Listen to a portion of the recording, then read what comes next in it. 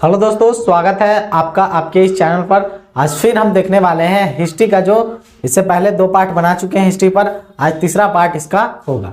इसी में हम सब बात कर रहे हैं, जैसे मॉडर्न इंडिया में हम सब अभी यूरोपियन का आगमन हम सब पढ़ रहे हैं, क्योंकि धीरे धीरे शुरू से लेके अभी तक के सारे इतिहासों को कनेक्ट करते हुए चलेंगे। इसीलिए मॉडर्न हिस्ट्री में पहले हम वो सारी चीज़ों कड़ियों को जोड़ेंगे जो आज के मॉडर्न इंडिया को प्रभावित करता है। ठीक है, इसीलिए हमने यूरोपियन के आगमन से ये सारी चीज स्टार्ट किए हैं। यूरोपियनों के आगमन में सबसे पहला आगमन हुआ था पुर्तगालियों का। इससे पहले एक वीडियो बना दिए, उसमें आपको एक एक सारी चीज़ों को बताए थे, जहाँ पर वास्को डी गामा हो, है ना, ये सारी चीज़ें, ये वास्को डी गामा की क्या भूमिका रही है उस वक्त, कैसे भारत तक जल के रास्तों को खोजा गया, बार्थोलोमियस, ये सारी घटनाओं को हमने पहले पिछले वाले पार्ट में हमने कवर कर दिया। आज हमसे बात करेंगे कि जब यहाँ से पूरी तरह से भारत आने का दूसरा रास्ता खोजा जा चुका है, अब क्या उसके बाद पुर्तगालियों ने क्या नीति अपनाया भारत को लेकर, तो ये सारी चीज़ों को हम सब डिस्कस करेंगे। तो पहला है, जैसे शुरू में वास्को डी गामा आया तो ऐसे ही आया, घूमते हुए आया, मसाला कसा और निकल गया, ऐसा वो 3 टाइम करके आया और निकला। लेकिन इसके दौरान में उसको इस चीज़ का महसूस हो गया था कि भारत में ऐसे जाने आने से कुछ नहीं होगा, भारत पर आधिपत्य करना पड़ेगा। यानी भारत में कहीं ना कहीं कुछ चीज़ें हैं, जैसे फैक्ट्री हो, है ना, ये सारी चीज़ों को स्थापित करना ही पड़ेगा। अगर बढ़िया से माल मसाला लूटना है तो भारत में कम से कम बसना तो पड़ेगा, उसके बाद वहाँ से ढो के जो है लेते जाएंगे। ठीक है, इन्हीं नीतियों को पास करते हुए पुर्तगालियों जो था वहाँ पर प्रथम गवर्नर नियुक्त करेगा। ठीक है, उसी के बारे में हम सब देखेंगे। तो चलिए शुरू करते हैं। अब बात करते हैं फ्रांसिस्को डी अल्मेडा की। अब इसकी बात हम थोड़ा सा करते हैं। देखिए, पुर्तगालियों के लिए कितना महत्वपूर्ण था, क्योंकि देखिए ये सारे नोट्स है, एक एक चीज़ों को आप लिखते हुए चलिए। ठीक है, जो इससे संबंधित फैक्ट होंगे वो सारी चीज़ें हम लिखवाते हुए चलेंगे, साथ में कुछ कहानियाँ हैं तो वो भी हम बताते हुए चलेंगे। यहाँ पर देखिए, फ्रांसिस्को डी अल्मेडा क्या है, पहला पुर्तगाली क्या था, गवर्नर के तौर पर यह आया था, प्रथम गवर्नर, ऐसे लिखिए, पुर्तगालियों का प्रथम गवर्नर, पुर्तगाल का प्रथम गवर्नर। ठीक है, क्या है, पुर्तगाल का प्रथम गवर्नर बन के भारत ये आया था। ठीक है, कौन है, तो फ्रांसिस्को डी अल्मेडा। देखिए ये, इसके बाद जैसे पुर्तगालियों के बहुत सारे ऐसे गवर्नर के तौर पर है, लेकिन हमको 2 ही इंपॉर्टेंट होंगे, एगो ये है फ्रांसिस्को डी अल्मेडा, ठीक है, और इसके बाद है अल्बुकर्क है, वो फ्रांसिस्को डी अल्बुकर्क। ठीक है, पहले इसके बारे में हम देखते हैं इसने क्या क्या किया भारत आके। पहले बात करते, थोड़ा सा वर्ल्ड घूम लेते हैं, क्या खासियत है। यहाँ पर कॉन्टिनेंट वाइज कॉन्टिनेंट आपको पूरा पता है। ठीक है, सारे चीज़ें पता है। ये अपना भारत है। ठीक है, यहाँ पर फारस की खाड़ी है, यहाँ पर ये, उसी तरह से यहाँ अफ्रीका है, और यहाँ भारत के नीचे यहाँ इंडोनेशिया, मलेशिया, इधर थाईलैंड, वियतनाम, म्यांमार, इधर इस साइड से। ठीक है, अब ये सारी चीज़ों को हम देखते हैं। भारत यहाँ पर है, हमको देख रहे हैं, यहाँ भारत दिख रहा है। यहाँ पर देखिए, तो फ्रांसिस्को डी अल्मेडा क्या हुआ, प्रथम गवर्नर बन के कहाँ आया, भारत आया। किसकी तरफ से, पुर्तगालियों की तरफ से। ठीक है, फिर वहीं कालीकट बंदरगाह पर यहीं पे आया और यहीं पर स्थापित किया पहला फैक्ट्री जो शुरू में बनाए थे। ठीक है, अब फ्रांसिस्को डी अल्मेडा जब आता है तो यहाँ पर बहुत सारी चीज़ों को देखता है। पहली कमियाँ क्या है, कुछ भारतीयों की कमियों को देखता है। देखिए, यहाँ पर उस वक्त मुगल सल्तनत चल रहा था, मुगल सल्तनत।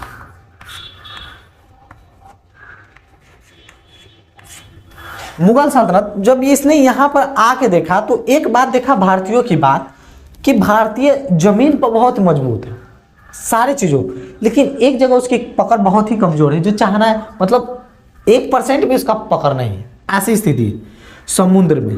यानी पानी में तनका भी थोड़ा मोड़ा भी इसके पास कोई भी ताकत नहीं है, कोई नौसेना जैसा चीज यहाँ भारतीयों के पास है ही नहीं।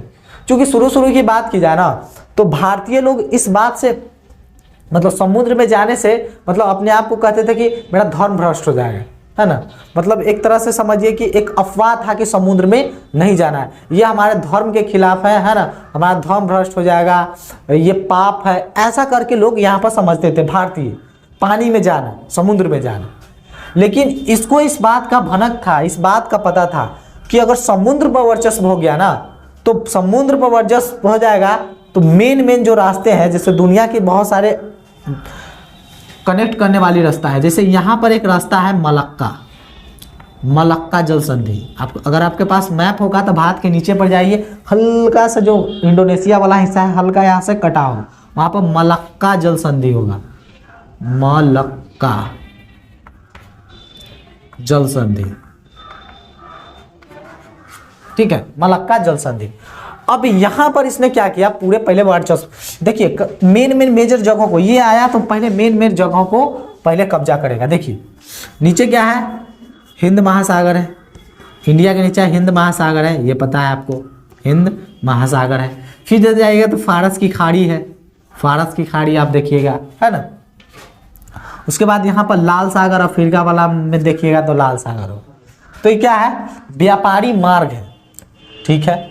लेकिन इस पर किसी भी भारतीय, कोई मुगल सल्तनत मतलब अकबर हो, बीरबल अकबर हो और जहांगीर हो, ये सब किसी का आधिपत्य इस पर था ही नहीं, क्योंकि उसके पास कोई जहाज ये सब चीज़ उसको बनाने आना ही नहीं था। तब क्या किया, तब ये जो था फ्रांसिस्को डी अल्मेडा भारत आने के बाद क्या काम करता है पता है, पहला वर्चस्व काम, पहला इसका बेहतरीन नीति कि पहले वो हिंद महासागर में अपना वर्चस्व जमा लिया पूरी तरह से। इतना शक्तिशाली हो गया कि इसको हिंद महासागर न कह के इसको पुर्तगाली महासागर कहने जाने लगा। मतलब पूरे हिंद महासागर पर कब्जा किसका हो गया, इसी का, फ्रांसिस्को डी अल्मेडा का, मतलब पुर्तगालियों का हो चुका था इसके समय में। अगर किसी को समुद्र के अंदर एंट्री करना है तो पैसा दो तब जाने देंगे, तभी वसूली करता था कहाँ, हिंद महासागर में। पैसा देगा तो जाने देंगे, नहीं तो नहीं जाने देंगे, तो लूट लेता था। ये क्या करता था, लूट लेता था। अगर कोई इसके इजाजत के बिना, देखो कहाँ पुर्तगाल और कहाँ हिंद महासागर, भारत के बगल में आके पूरे क्षेत्र, पूरे पानी पर कब्जा कर लेता। अब सोचिए, यानी अगर यहाँ मुगल सम्राट को भी अगर इसमें हिलना पड़ता था ना, यानी इधर कहीं काम उम पड़ता था, तो पुर्तगालियों से इजाज़त लेके करना पड़ता था कि एक फरमान जारी करता था पुर्तगाली, एक लाइसेंस की तरह, ठीक है। अगर लाइसेंस अगर कोई व्यक्ति लेता था तो ठीक है, कोई बात नहीं, लाइसेंस के बदले आपको पुर्तगालियों को पैसा देना होता था, ठीक है। तब क्या करता था, तब आप आराम से जाइए, पुर्तगाली ऊपर से आपको सुरक्षा भी देगा, चाहिए जहाँ जाना है तहाँ। लेकिन दूसरी बात, अगर पुर्तगालियों से आपने वो जो इजाज़त पत्र है, जो लाइसेंस है, अगर उसने आपको नहीं, मतलब वो अगर आप नहीं लिए हैं, अगर आप इसमें एंट्री कर गए पानी में, जा रहे हैं कहीं, तो पता है क्या करता था, ये सब लूट लेता था, जाने ही नहीं देगा आपको, पूरा जहाज को लूट लेगा, बढ़िया से आप जहाज को ध्वस्त करके डुबा देता था। ऐसा इसका वर्चस्व यहाँ पर हो गया था, किसके वक्त, फ्रांसिस्को डी अल्मेडा के वक्त। तो इसी को कहा जाता है शांत जल की नीति, ठीक है। इसने क्या किया, शांत जल की नीति अपनाई, शांत जल की नीति।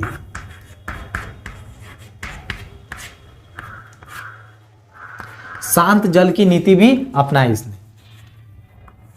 अगला एक और इसके बारे में कहा जाता है कि एक और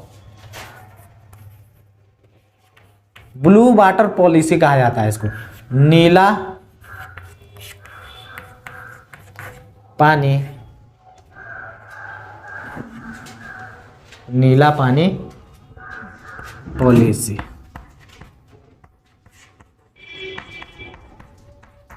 या ब्लू वाटर पॉलिसी,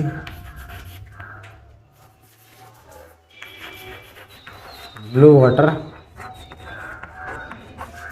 पॉलिसी। ये सारी चीजों कौन अपनाया, ये Francisco de Almeida. Blue water policy का मतलब हुआ कि ये पूरे क्षेत्र ब्लू वाटर को क्या, ब्लू समुद्र का पानी जो होता है क्या ब्लू टाइप के होता है, यानी पूरे समुद्र क्षेत्र पर किसका कब्जा है, पुर्तगालियों का है। बोले तो फ्रांसिस्को डी अल्मेडा के काल में। ये मतलब एक तरह से अच्छा योग्य शासक तो था, मतलब एक प्रथम गवर्नर के तौर पर पुर्तगालियों ने इसको भेजा था, तो काफी अच्छा परफॉर्म किया था। मतलब समुद्र भला ही जमीन पर नहीं कुछ किया, समुद्र में तो बहुत कुछ कर दिया। अगर किसी को आना होता था तो यही करता था। अब इसके बाद अल्बुकर्क जो आएगा वो दोनों जगह देखिएगा वर्चस्व स्थापित करता है। ये क्या है, फ्रांसिस्को डी अल्मेडा मेन जो समुद्री मार्ग था, जैसे मलक्का हो गया, फारस की खाड़ी हो गया, लाल सागर हो गया, है ना, इस सब क्षेत्रों पर, हिंद महासागर हो गया, इन सारे क्षेत्रों पर क्या कर रहा था, अधिकार कर लिया। एकाधिकार मतलब एकाधिकार के तौर पर हम कह सकते हैं समुद्री मार्ग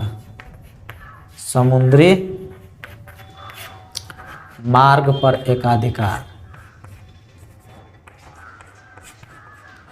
एकाधिकार। तो समुद्री मार्ग में कौन कौन थे, तो आपका था मलक्का, उसके बाद आपका था फारस की खाड़ी,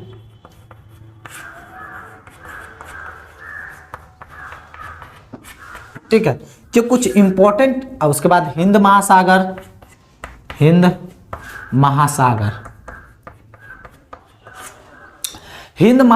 मतलब हिंद महासागर में समझिए कि वो नहीं होता है कि एक हिंद महासागर में इस तरह से इसका वर्चस्व हो गया था कि हिंद महासागर में इसके इजाजत के बिना एक परिंदा भी इस पर पैर नहीं मार सकता। इसको इस तरह से कहा जाता है, एक डायलॉग है हमारे यहाँ कि मेरे इजाजत के बिना परिंदा भी पर नहीं मार सकता है। कुछ उसी तरह से पुर्तगालियों का यह फ्रांसिस्को डी अल्मेडा के समय में यह था कि हिंद महासागर में बिना पुर्तगालियों से पूछे हुए कोई पैर भी मान नहीं सकता है इसमें, सोचिए। इसीलिए इसको एक समय के बाद इसको कहा गया, इतना पावरफुल हो गया ऐसा कि इसको पुर्तगाली महासागर भी उस वक्त कहने लगा, पुर्तगाली महासागर। इतना बड़ा इसका वर्चस्व हो गया था इस पर। हिंद महासागर पर पूरी तरह से कब्जा किसका हो गया, इसी का हो गया। इस तरह से क्या हुआ, फ्रांसिस्को डी अल्मेडा ने पुर्तगालियों की तरफ से यहाँ अपनी भूमिका निभाई। अब इसके बाद हमसे देखते हैं, ये तो पॉइंट हो गया। इसको अगर आपको एग्जाम में ये पूछे जाते हैं कि शांत जल की पॉलिसी किसने अपनाई, नीला वाटर पॉलिसी किसने अपनाई, तो फ्रांसिस्को डी अल्मेडा। इसका कार्यकाल रहा 1505 में आया, 1509 में निकल गई, ठीक है। उसके बाद हाँ, समुद्री हिंद महासागर पर एकाधिकार करने वाला कौन था पूरी तरह से, प्रथम पुर्तगाली तो यही था, ठीक है।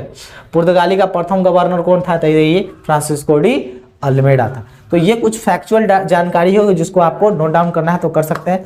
फिर अब इसके बाद देखें फ्रांसिस्को डी अल्बुकर्क के बारे में हमसे देखेंगे, पहले इसको नोट कर लीजिए। अब देखते हैं अल्फांसो डी अल्बुकर्क के बारे में। ये क्या था, दूसरा गवर्नर था, किसका, पुर्तगालियों का दूसरा गवर्नर। अब देखिए, अगर इसके ये इतना योग्य शासक था कि अगर पुर्तगाली में ऐसे 2-3 गो अगर रहता ना, 4 गो, तो भारत पर कब्जा अंग्रेजों का नहीं पुर्तगालियों का होता। ये बहुत समझदार था और बहुत आगे का सोचता था और बहुत खतरनाक काम किया था। इसके बारे में हमसे देखते हैं। पहले देखिए, शुरू में जो फ्रांसिस्को जी अल्मेडा था वो क्या था, बहुत सारी चीज़ों पर अधिकार किया, ठीक है, लेकिन उसका ज़्यादातर वर्चस्व कहाँ था, हिंद महासागर में था, ठीक है। लेकिन जो मलक्का था, उसके बाद आपका फारस का जो हरमोज बंदरगाह है, गोवा बंदरगाह, मतलब कुछ चीज़ों पर था अधिकार तो था, लेकिन उतना उसका पहुँच पकड़ नहीं था। लेकिन ये जो था अल्फांसो डी अल्बुकर्क, ये पहले पूरा गहन अध्ययन करके आया था कि भारत का क्षेत्र आखिर चलता कहाँ है। क्योंकि उस जमाने में, उस बात की जाए उसमें, तो भारत इतना समृद्ध हुआ करता था कि दुनिया से सामान भारत आता नहीं था, दुनिया में सामान भारत से जाता था, यानी भारत से केवल सामान जाता ही था। इस वजह से क्या है, भारत पूरी तरह से आत्मनिर्भर और मतलब सोने की चीज़, मतलब अच्छी तरीके से क्या हो, इनकम होता था, मतलब पैसा केवल आता था, जाता नहीं था। इस तरह से आप सोच सकते हैं, ठीक है। तो चल पहले उसको बात फिर समझते हैं थोड़ी सी चीज़ों को, क्या कि वास्तविक शासक, वास्तविक नींव डालने वाला अगर पुर्तगालियों को किसी को कहेगा ना, तो इसी को कहेगा। क्यों कहेगा, पहले बात को समझिए। यूरोप है आपका, इस तरह से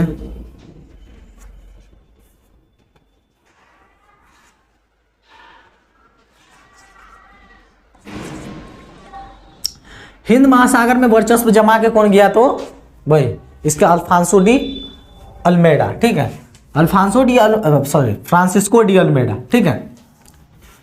अब इसकी बात की जाए तो ये क्या था, फ्रांसिस्को डी अल्मेडा ने पहले देखा कि व्यापारिक मार्ग कौन कौन है। देखिए व्यापारिक मार्ग,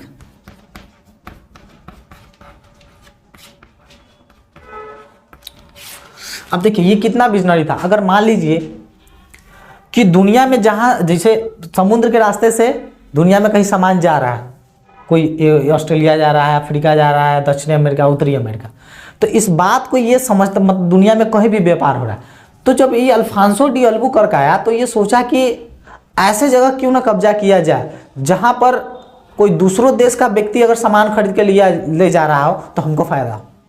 इस बात को ये बात समझ गया था और उसको एक बात का दिमाग में आइडिया आया है, क्या, कि दुनिया में जहां पर व्यापार होता है जिस मार्ग से, उस सारे मार्ग पर कब्जा करो। फिर वही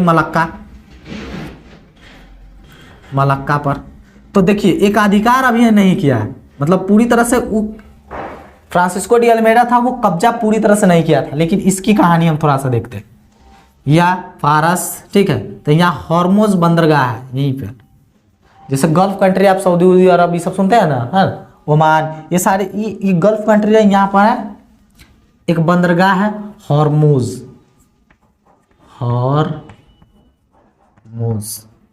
बंदरगाह, यहीं पे, यहाँ पर। उसके बाद यहाँ से बात की जाए तो यहाँ से भी व्यापार होता था, लाल सागर से भी। उसके बाद भारत का मेन बंदरगाह था उस वक्त गोवा, ठीक है, बात करते हैं गोवा बंदरगाह, ठीक है, गोवा बंदरगाह, ठीक है, ठीक है, उधर नहीं दिख रहा है तो कोई दिक्कत नहीं है, मतलब इतना समझिए कि गोवा बंदरगाह हुआ यहाँ पर। उस वक्त बहुत इंपॉर्टेंट बंदरगाह हुआ करता था, ठीक है, ठीक है। तो अब इसने क्या किया था पता है, पहला काम क्या था, पहला खतरनाक काम किया था 1510 में। इतना इस सब के पास हिम्मत था कि मतलब कुछ बूझता ही नहीं था किसी। 1510 में क्या किया इसने, गोवा बंदरगाह को छीन लिया, गोवा। अब सोचिए बाहर का कोई व्यक्ति आके, भारतीय का कोई राजा है और उसका ही कोई बंदरगाह है। अब देखिए बताते हैं, गोवा बंदरगाह,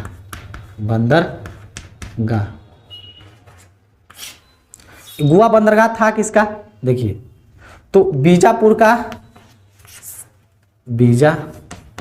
उस वक्त बीजापुर का सरदार था यूसुफ आदिल शाह।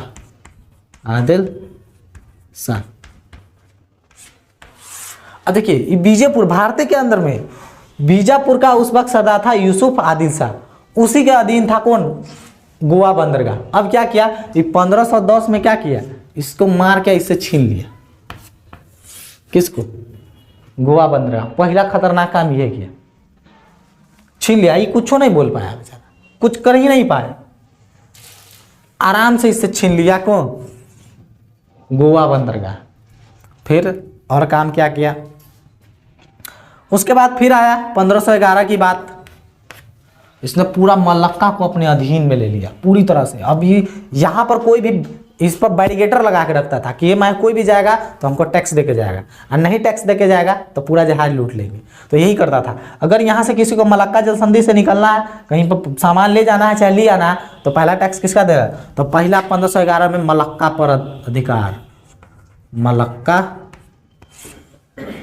पर पूरी तरह से अधिकार, पूरी अधिकार। उसके बाद 1515 में क्या किया इसने, वही जो फारस की खाड़ी का जो था, फारस की खाड़ी में स्थित हॉर्मुज बंदरगाह, हॉर्मुज बंदरगाह, इस पर अधिकार कर लिया। देखिए ये सारे डेट इंपॉर्टेंट है, 1510, 1501 और 1515। हॉर्मुज पर, यहाँ पर जहाँ पर जैसे सऊदी अरब, ओमान, इधर जाते हैं ना, इराक, ईरान, इस साइड जो गल्फ वाला एरिया में है, यहाँ पर एंट्री करते हैं। मैप आप निकालिएगा तो भारत के पश्चिम दिशा में देखिएगा तो यहाँ पर आपको सऊदी अरब, ओमान दिखेगा। उसी के अंदर से फारस, गल्फ, फारस की देश कहते हैं ना इसको, वहीं पे यहाँ पर हॉर्मुज बंदरगाह 1515 में इस पर अधिकार कर लिया। अब क्या है, पहला देखिए भारत के मेन पोर्ट गोवा बंदरगाह पर कब्जा कर लिया। अब भारत में कोई भी आएगा, यहाँ से जाएगा, किसको देके जाएगा टैक्स, इसको, है ना। भारत में पूरी तरह से वर्चस्व, एक तरह से व्यापारियों का क्या वर्चस्व को जमाया। अगर दुनिया में कोई भारत से सामान लेहू जाएगा, लेहू आएगा, तो किससे मुलाकात होगा, एक से मुलाकात होगा। क्योंकि मेन रास्ता यहाँ है, यहीं सब कब्जा किसका है, इसका है। मतलब पूरी तरह से आप समझिए कि ये इतना समझदार था अल्फांसो डी अल्बुकर्क कि पूरी तरह से ये मतलब यहाँ पर पुर्तगालियों का वर्चस्व सारे ओरे मतलब लहरा गया। अभी दूसरा बात सोचा, इसलिए इसको एक और नाम से जानते हैं कि भारत में वास्तविक शासक का अगर कोई नींव डालता है ना तो इसी के नाम पर है, ठीक है। अब इस पॉइंट को, इसको हम मिटा देते हैं, इसके जो पॉइंट होगा वो हम लिख देते हैं यहाँ पर। ये बात आप समझ में हो गए। अगर वर्ल्ड हिस्ट्री आपने पढ़ा है तो आपको सारे रास्ते को पता होगा, ठीक है। यहाँ पर कहा जाता है कि भारत में पुर्तगाली शक्ति का वास्तविक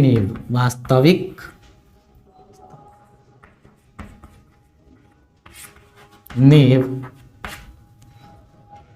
ये इसी ने डाला।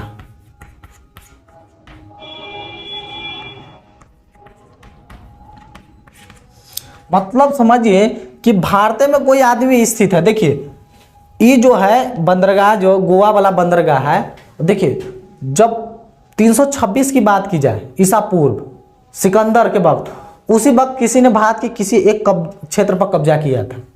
उसके बाद 326 BC के बाद अभी कब 1510 में कोई बाहरी व्यक्ति आकर भारत किसी क्षेत्र पर कब्जा कर लेता है। सोचिए 326 में सिकंदर ने एक बार प्रयास किया था, और यहाँ 1510 में आके अकेला पुर्तगाली जो अल्फांसो डी अल्बुकर्क था, इतना खतरनाक था कि यहीं का राजा था कौन, यूसुफ आदिल शाह। इसी से इसका बंदरगाह छीन लिया। मतलब फर्स्ट टाइम ऐसा हुआ था, सेकेंड बार सिकंदर के बाद अगर कोई किया था तो यही कि गोवा बंदरगाह, यानी भारतीय के आदमी से भारत का चीज छीन लिया और वो बाहर से आके, ठीक है। इसके बाद इसके बारे में ये कहा जाता है कि अभी इसको तो सारी चीजें वर्चस्व जमा ली थी, ठीक है, लेकिन इसने क्या किया, एक नीति अपनाया, ठीक है, कि अब इसको भारत में रहना था। अब मान लीजिए कि आप कोई बाहरी व्यक्ति है, भारत में आए हैं, तो एक समय के बाद इसको ऐसा लगता था कि हमको आए ना तो कल ही भगा दे, तो एक चीज अपनाया, पता है क्या, कहा कि जितना पुर्तगाली है सब भारतीयों से ब्याह करो, मतलब शादी करो, भारतीय महिला से शादी, भारतीय महिला से शादी। अब लो, अब क्या हुआ, ये कहा एक नीति अपनाया क्या कि भारतीय महिला से शादी करो, कहा कि इतना वर्चस्व जमा चुका है। लेकिन एक समय के आने के बाद हो सकता था कि इसको लात मार के निकाल देता, लेकिन क्या क्या कि एक आइडिया बनाया जाए कि यहाँ पर देखा गया कि भारतीयों में ना दामाद का बड़ा वैल्यू होता है। आपको पता होगा कोई दामाद आता है दम चौर से पूरा घर पर समझिए कि उस घर का रजे बन जाता है। इस बात को ये पता नहीं, ये जानता था अल्फांसो डी अल्बुकर्क, उतना दिन भारत में रहा, इस बात को समझ के कहा कि एक नीति बनाते हैं कि भारतीय महिला से शादी कर लेंगे तो दामाद हो जाएंगे, तो दामाद तो समझिए कि अपना घर के रजे होता है, एक तरह से समझिए। मान लीजिए कि किसी का शादी हुआ, अपना ससुराल गया, उसके बाद तो वो अपने आप को किंगे समझता है। तो ये क्या किया कि अल्फांसो डी अल्बुकर्क ना भारतीय महिला से शादी करने का एक नीति अपनाया कि करो, सब शादी करो। तो एक बात तो है, एक बात आपको पता होगा कि कोई दामाद मतलब कोई व्यक्ति है तो अपना ससुराल में कितनों दिन रह जाए, का ससुराल वाला ही नहीं कहेगा कि आप जाइए जाइए, जितना दिन मन करेगा चौर से खाएगा पिएगा सूतेगा, कोई इसको कुछ नहीं बोलेगा। ये बात अल्फांसो डी अल्बुकर्क जानता था और इसलिए कहा कि सब महिला से शादी करो, भारतीय महिला से शादी करो और घर बसाओ भारतीय में, तो कोई भगाने वाला नहीं मिलेगा। जब मन करेगा तो जाना, नहीं करेगा तो यहीं पर रह जाना। तो भारतीय महिला से ये बहुत एक महत्वपूर्ण कदम था इसके लिए, ठीक है। तो भारतीय महिला से शादी करने की नीति किसने अपनाया? तो पहला पुर्तगाली था अल्फांसो डी अल्बुकर्क। ये दूसरा गवर्नर के रूप में आया था, पहला था फ्रांसिस्को डी अल्मेडा, ठीक है। अब इसके बाद यहाँ तक की कहानी यहाँ पर इसमें ख़त्म होती है। इसमें ज़्यादा कुछ है नहीं, मतलब मोस्टली इंपॉर्टेंट बातें जो थी हमने लिख लिया था, ठीक है। एग्जाम में बनने वाले प्रश्न यही है, इतने से ही पूछे जाते हैं, ठीक है। चूँकि इसका पूरा डेप्थ में नहीं जा रहे हैं, क्योंकि इसको पढ़ाने के लिए आपको पूरा एंशिएंट पीरियड से लेकर पूरा मिडीवल पीरियड तक पूरा पढ़ाना होगा, ठीक है। जब वो उसका सीरीज शुरू करेंगे तो आपको इसको एक एक चीज़ों के बारे में हम बताएंगे, ठीक है।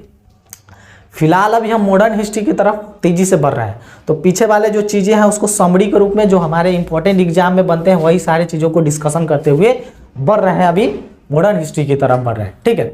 तो आई होप कि आपको ये चीज़ें सारी चीज़ें समझ में आया होगा, हो सके तो आप इसको नोट डाउन कर लीजिए, ठीक है। आई होप कि आपको ये वीडियो बहुत पसंद आया होगा। अगर आपको ऑफलाइन क्लास करना है तो आप आ सकते हैं मुजफ्फरपुर किरमा लालू चौक पर। यहाँ पर मेरा एक ऑफलाइन कोचिंग संस्था चलता है, इसका नाम है कैरियर सक्सेस इंस्टीट्यूट, ठीक है। तो आज के लिए इतना ही, अब फिर मिलेंगे किसी नेक्स्ट वीडियो में किसी नए टॉपिक के साथ। तब तक के लिए जय हिंद।